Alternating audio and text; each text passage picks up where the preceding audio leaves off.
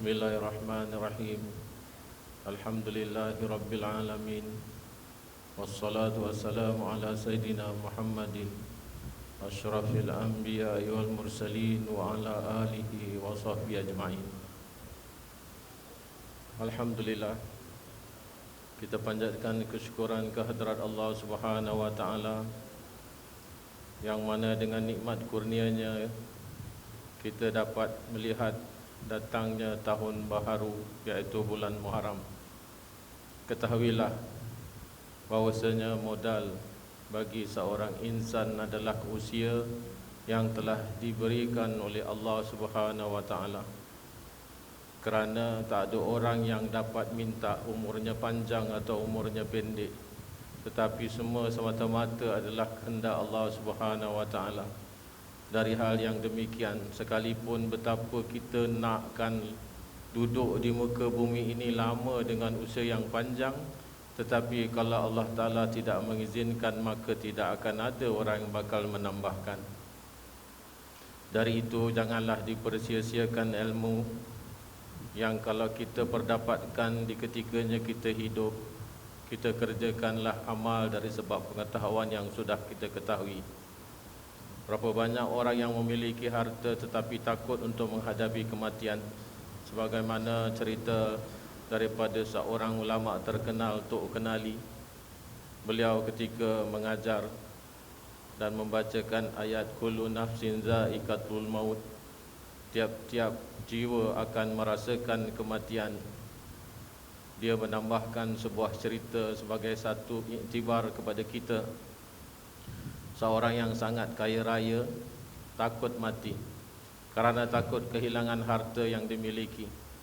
Lalu apa yang dikerjakan? Dia bertemu seorang tukang telik. Dia kata, apakah yang akan menyebabkan kematian aku? Tukang telik ini memberitahu bahawasanya sebab kematian kamu adalah akan disengat kala jengking. Bagaimana untuk mengatasi perkara ini supaya tidak dia itu disengat kala jengking? Maka tukang telik ini mengatakan, kamu buatlah istana di tengah laut, kerana tidak mungkin ada yang hidup kala jengking di laut. Maka dia buatlah kerana dia kaya, dia punya harta banyak. Tetapi apabila takdir Allah Ta'ala sudah datang, Allah Ta'ala mampu kuasa untuk menghantarkan sebab-sebab kematian kepada kita.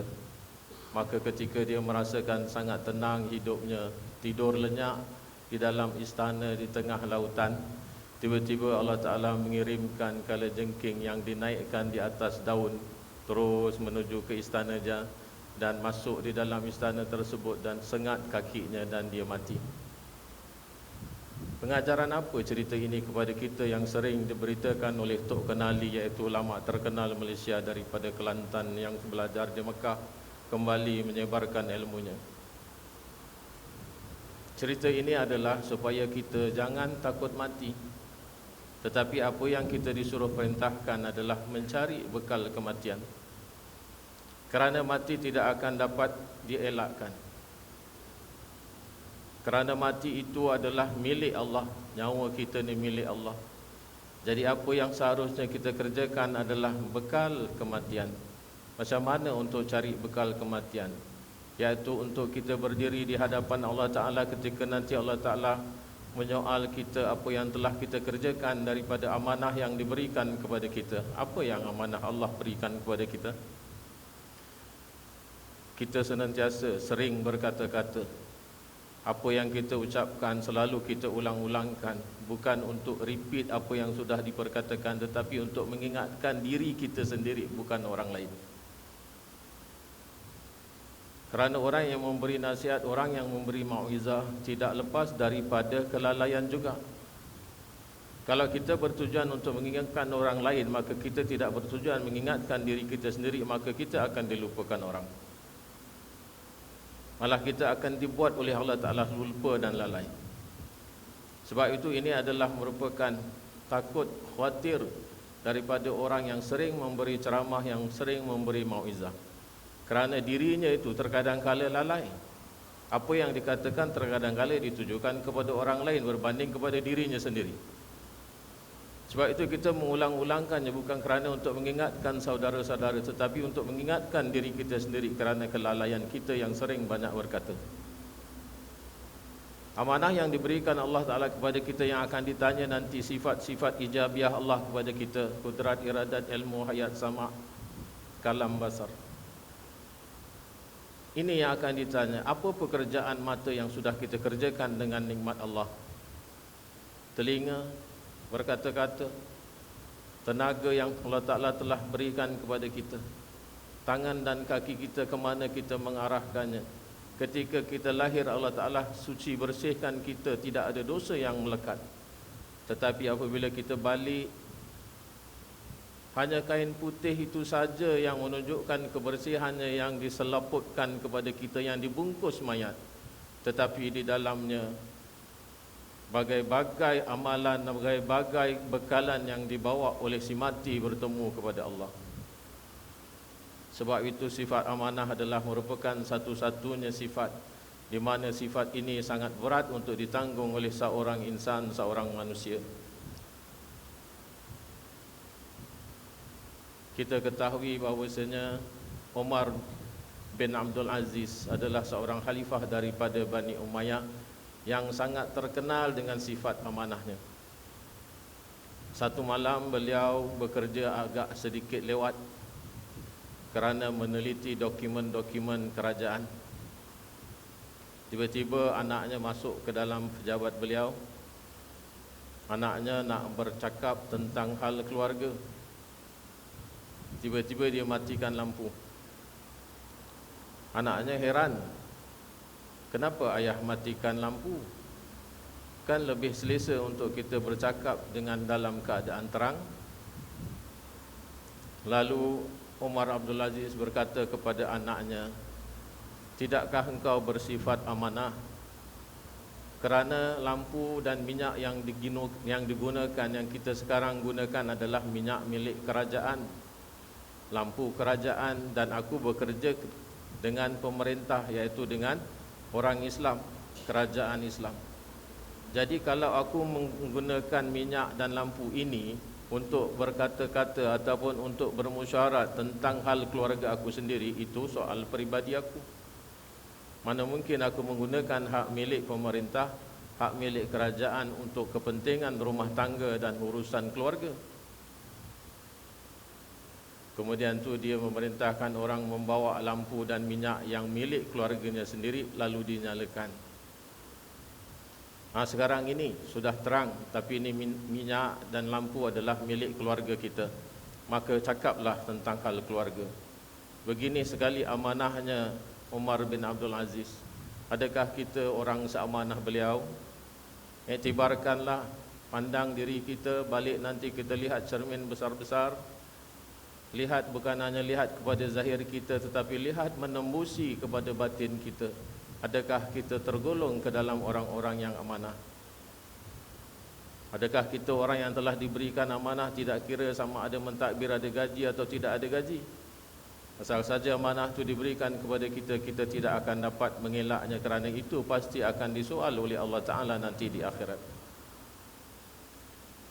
Satu lagi sifat-sifat yang mana untuk kita dapat mencari bekal untuk bertemu kepada Allah Subhanahu Wa Ta'ala, kerana itu adalah merupakan janji setiap manusia yang akan mati. Kita ambil satu contoh daripada sahabat Rasulullah yang sangat Rasulullah sayang. Nama beliau adalah Uthman bin Maz'un. Uthman bin Maz'un ini ada adik perempuan namanya Zainab. Zainab inilah yang telah dinikahi oleh Sayyidina Umar, iaitu khalifah yang kedua daripada barisan Khulafaur Rasyidin, yang melahirkan Sayyidatina Hafsah dan yang melahirkan juga Abdullah ibn Umar. Dan anak kepada Sayyidina Umar ini yang namanya Hafsah adalah merupakan salah seorang daripada Ummul Mukminin yang telah dinikahi oleh junjungan Nabi besar kita Muhammad sallallahu alaihi wasallam. Jadi sekaligus Sayyidina Umar adalah merupakan iparnya, dan cucunya, anak saudaranya dinikahi oleh Rasulullah sallallahu alaihi wasallam. Ada hubungan kekeluargaan dengan Rasulullah. Beliau termasuk orang-orang yang menerima Islam pada tingkatan peringkat awal, dan beliau juga adalah orang yang asalnya kaya raya tetapi meninggalkan kekayaannya semata-mata kerana nak hidup sama dengan sahabat-sahabat lain yang diseksa. Inilah kebesaran beliau yang meninggalkan jihad, yang meninggalkan harta benda kerana semata-mata kerana seruan jihad. Harta ditinggalkan kerana mujahadah. Bukan hanya mujahadah kepada harta dunia semata-mata, tetapi mujahadah kepada nafsunya. Beliau tinggalkan segala-galanya, dan beliau adalah termasuk salah seorang yang tidak pernah menyentuh arak sekalipun di dalam zaman jahiliahnya. Oleh kerana sebab waraknya ketika dia telah menerima Islam, siangnya berpuasa, malamnya beribadah, sampai-sampai dia mengatakan, haram wanita kepada aku termasuk isterinya sendiri. Kemudian tu telah terdengar berita ini kepada junjungan Nabi besar kita Muhammad sallallahu alaihi wasallam, dan beliau datang memanggil kepada Uthman bin Maz'un, katanya, wahai Uthman, kemarilah. Kamu tidak sepatutnya bersikap seperti macam itu, kerana di dalam Islam tak ada ajaran sebagai seorang rahib. Islam mengembangkan zuriat-zuriat dan mengharapkan daripada perkahwinan zuriat yang bakal nanti membesarkan dan membanggakan Islam. Lalu dia mendengar apa yang dikatakan oleh Rasulullah, dan isterinya, isteri beliau adalah Khawlah. Khawlah ini sangat rapat dengan Rasulullah. Ketika Sayyidatina Khadijah wafat, Khawlah inilah yang kadang-kadang datang menghibur Rasulullah, melihat keadaan rumah tangga Rasulullah, melihat anak-anak Rasulullah, sampai dia berkata kepada Rasulullah, wahai junjungan, tidakkah kamu mau beristeri lagi? Kerana aku lihat kamu ini sibuk sekali mengurus rumah tangga kamu, juga mengurus umat sekaliannya. Jadi kata Rasulullah, siapa agak-agaknya calon yang sudah kamu nak pertunjukkan? InsyaAllah akan aku bertemu dengan Saudah, iaitu isteri Nabi yang kedua selepas daripada kewafatan Sayyidatina Khadijah. Jadi apa yang kita nak katakan tentang Uthman bin Maz'un?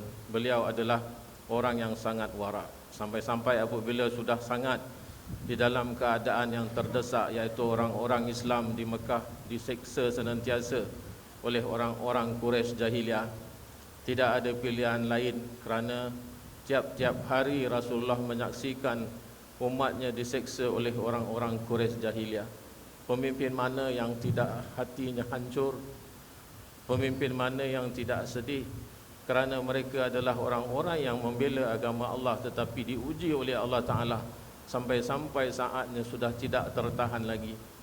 Hati Rasulullah hancur sekali.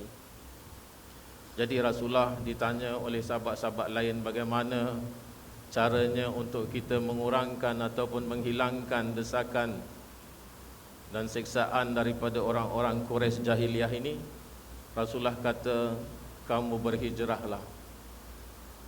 Kemana nak berhijrah? Kalau ada ketika itu kota Taif, kalau sekadar untuk berhijrah ke Taif, kita tidak akan dapat lepas daripada Quraisy jahiliah, kata yang sahabat-sahabat lain. Di mana lagi yang untuk kita pergi ke Yasrib? Ketika itu belum lagi nama Madinatul Munawwarah. Yasrib juga adalah di dalam kerajaan semenanjung Arabia. Jaraknya juga tidak begitu jauh, hanya memakan masa 8 hari perjalanan berkuda. Itu juga akan tidak lepas kita daripada ciuman ataupun jejak daripada orang-orang Quraisy jahiliah.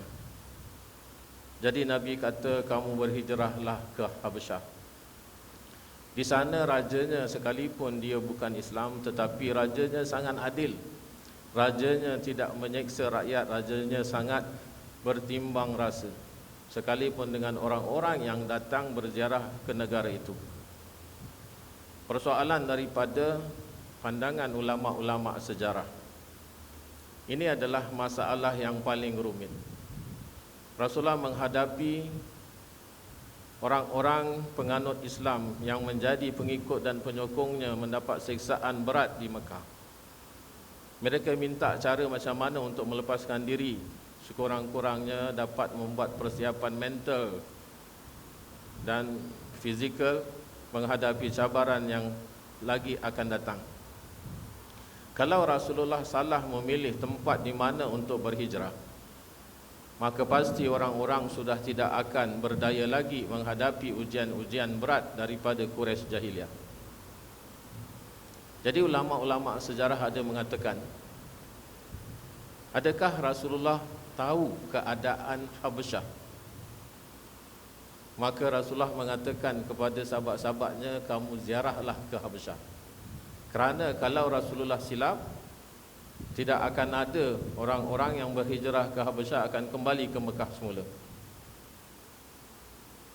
Jadi ada ulama-ulama sejarah mengatakan bahawasanya Rasulullah sudah tahu kedudukan Habasyah, kerana ada berita-berita daripada ahli sejarah yang mengatakan Rasulullah pernah sampai ke Habasyah disebabkan melalui jalur perdagangan. Kita hanya tahu bahawasanya Rasulullah berniaga mengikut kafilah jalan darat ke Syam sampai ke bahagian utaranya. Tetapi kita tidak pernah dengar riwayat yang mengatakan Rasulullah pernah berdagang sampai ke Habasyah. Habasyah adalah negara sekarang ini kita kata dia Ethiopia. Dia ada dua bahagian daripada negara Ethiopia ni. Dia ada macam sudah terbahagi kepada dua kerana menuntut kemerdekaan daripada kerajaan pusatnya sebagai kuasa otonomi. Yang lagi satu itu yang baru dapat kuasa otonominya pada tahun 1990-an kalau tidak silap saya. Yang sekarang ni kita sebut namanya Eritrea. Itu satu bahagian daripada keseluruhan Ethiopia, tapi dulu kalau dipanggil negeri itu semuanya adalah Habasyah. Antara Habasyah dan Mekah, kalau kita ikut daripada sejarah geografinya, Mekah lebih muda daripada Ethiopia ataupun lebih muda daripada Habasyah. Kenapa dia dikatakan Habasyah? Kerana orang-orang yang menduduki Ethiopia ni adalah orang-orang berkulit hitam yang bangsa mereka digelar sebagai bangsa Habasyah ataupun Habasyah, nama daripada negeri yang disebut itu. Tetapi nama Ethiopia itu sendiri adalah nama yang sangat tua. Dia adalah nama daripada salah seorang keturunan Ham bin Nuh. Kita tahu, kalau siapa yang ikut kuliah sejarah saya, waktu saya menceritakan tentang kisah Nabi Nuh, iaitu Nabi Nuh yang sudah Allah Ta'ala mendaratkan di Jabal Ararat, di banjaran Ararat, iaitu perahunya itu, dia membawa 3 orang anaknya. Yang satu nama Yafis, tengah nama Ham, dan yang akhir nama Sam. Ada yang kata Sam tu anak yang tengah, Ham tu anak yang akhir. Yang dikatakan daripada 3 orang anak-anak Nabi Nuh inilah Allah Ta'ala telah memenuhkan dunia ini dengan manusia buat fase yang kedua. Kerana fase yang pertama, dunia ini dipenuhi oleh manusia-manusia daripada keturunan Adam AS dan isterinya Sayyidatina Hawa, daripada anaknya Habil, Kabil dan sebagainya. Walaupun Habil diberitakan sudah meninggal dibunuh oleh Kabil, tidak punya keturunan, tapi daripada keturunan Kabil dan anak-anak yang lain ada. Kemudian tu Allah Ta'ala binasakan dunia ini dengan banjir besar, yang mana orang-orang yang masih taat kepada Allah diselamatkan, dapat menunggang kapal atau bahtera yang telah dibuat oleh Nabi Nuh AS. Jadi ahli sejarah mengatakan Yafis adalah anak Nabi Nuh yang menurunkan bangsa Eropah. Sebab tu kalau orang ada kata, orang-orang barat kata Uncle Sam, kita kata tak tepat. Pasal apa? Yang Sam itu adalah menurunkan bangsa Arab.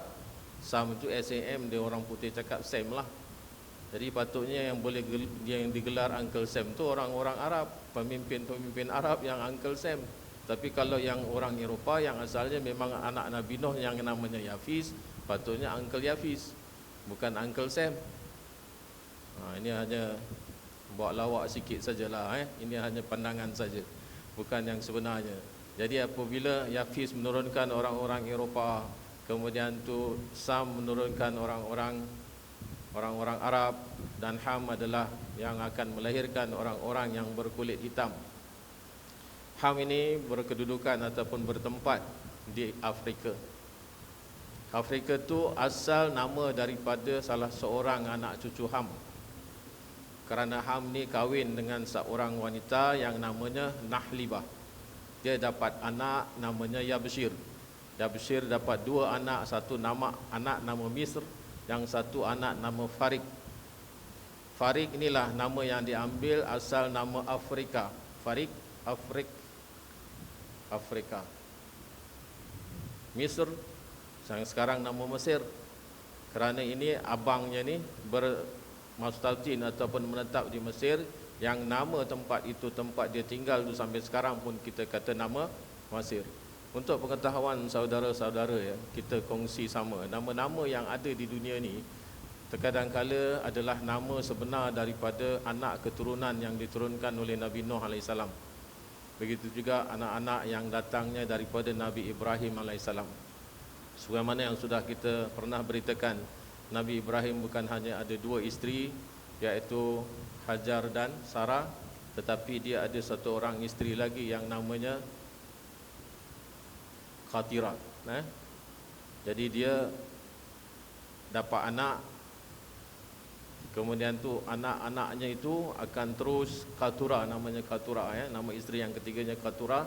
Jadi daripada anak yang dia kahwin dengan Katura ni ada 6 orang anak.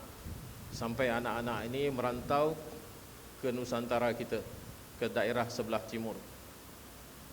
Dan anak dia ada seorang nama Medan. Dan kebetulan pula di Indonesia ada satu tempat nama Medan. Tak hal nama yang disebut dalam kitab Madin. Barangkali nama Medan itu adalah nama anak daripada Nabi Ibrahim dengan isterinya yang nama Katura.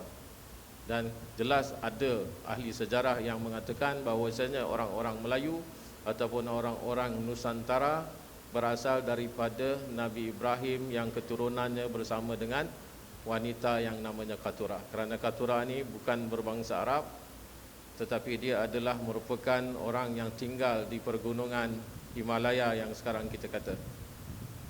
Jadi inilah kalau kita tengok sejarah manusia berkembang di muka bumi ini sangat menarik ya. Sebabnya semua kita adalah datangnya daripada satu asal, iaitu daripada Nabi Adam AS. Jadi Ham ni sudah anaknya nama Misr, duduk di Mesir, dan anak yang nama Farik yang di Afrika. Kemudian tu Farik ini ada anak namanya Ethiopis.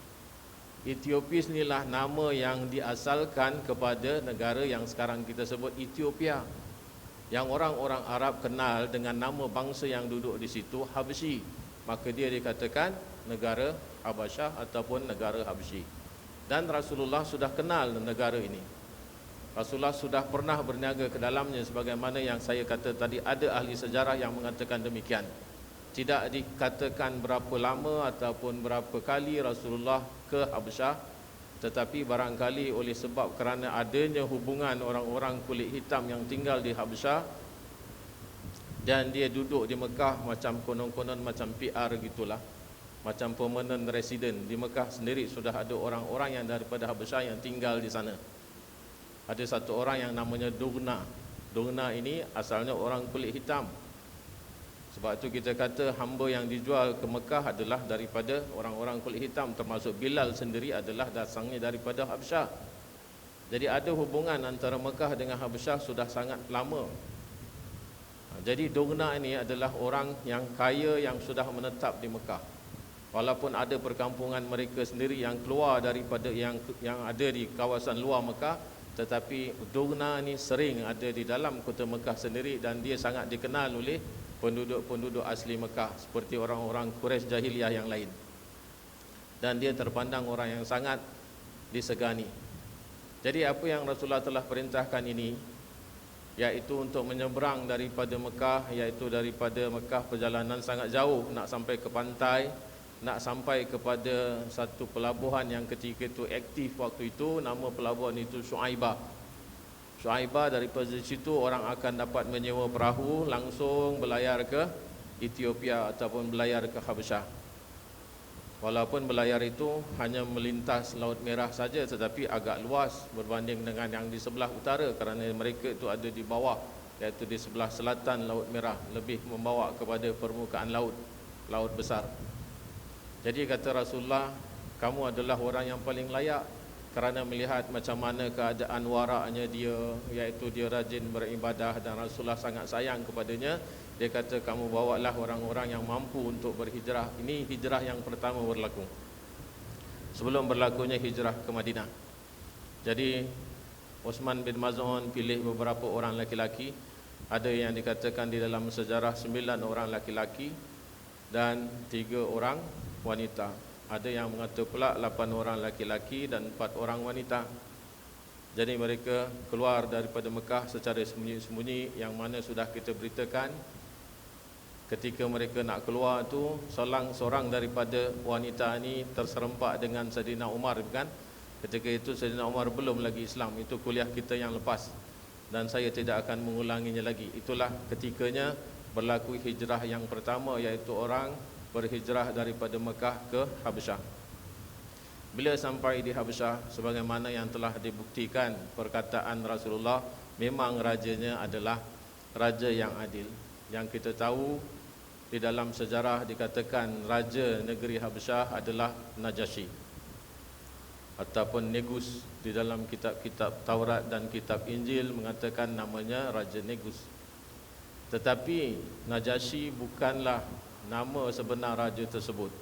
Sebagaimana kerajaan Mesir ketikanya zaman Nabi Musa AS dan membawa kepada zaman sebelumnya, iaitu selepas daripada kejatuhan kerajaan yang telah diperintah oleh Nabi Yusuf AS, iaitu raja-raja di Mesir digelar sebagai Fir'aun.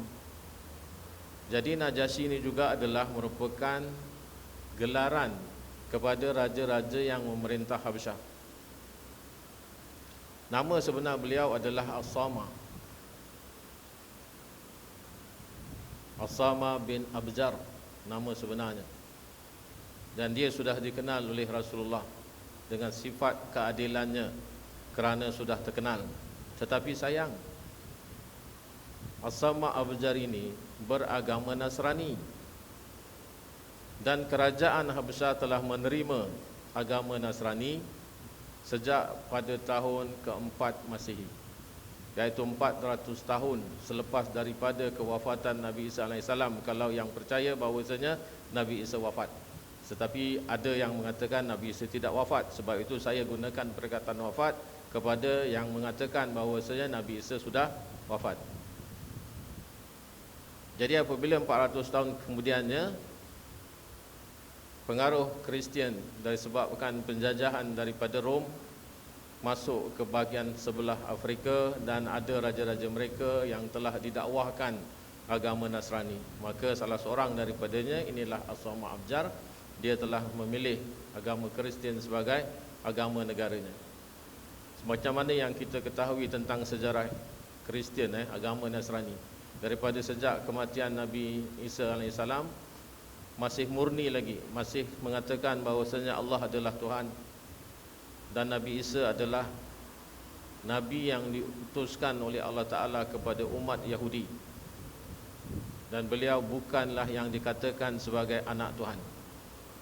Bila masanya, kalau kita kaji sejarah, agama Kristian berubah sama sekali, iaitu doktrin agamanya sudah tidak semacam aslinya lagi, iaitu pada tahun 300 lebih, 324, 325 begitu, telah diadakan satu mesyuarat agung, mesyuarat besar, di mana padri-padri seluruh jajahan Rom, seluruh orang yang menganuti agama Nasrani datang berunding dan meletakkan doktrin agama ini. Ceritanya sangat panjang ya, kerana ada unsur-unsur yang sangat complicated untuk kita beritakan, kerana banyak cerita-cerita daripada jalur-jalur ahli sejarah yang berbeza-beza. Jadi akhirnya doktrin agama mereka ditukar, iaitu Nabi Isa bukan dianggap sebagai seorang hamba dan sebagai utusan daripada Allah, tetapi mereka menganggap bahawasanya dia adalah anak Tuhan. Walau macam mana tahun 300 lebih dia sudah berubah, iaitu berubah doktrin agamanya yang menunjukkan Isa adalah anak Tuhan, tetapi perjalanannya itu sangat lambat, kerana daripada kerajaan pusatnya untuk menerangkan doktrin agama yang baru ini lambat sampai. Apalagi Afrika ataupun Ethiopia adalah letak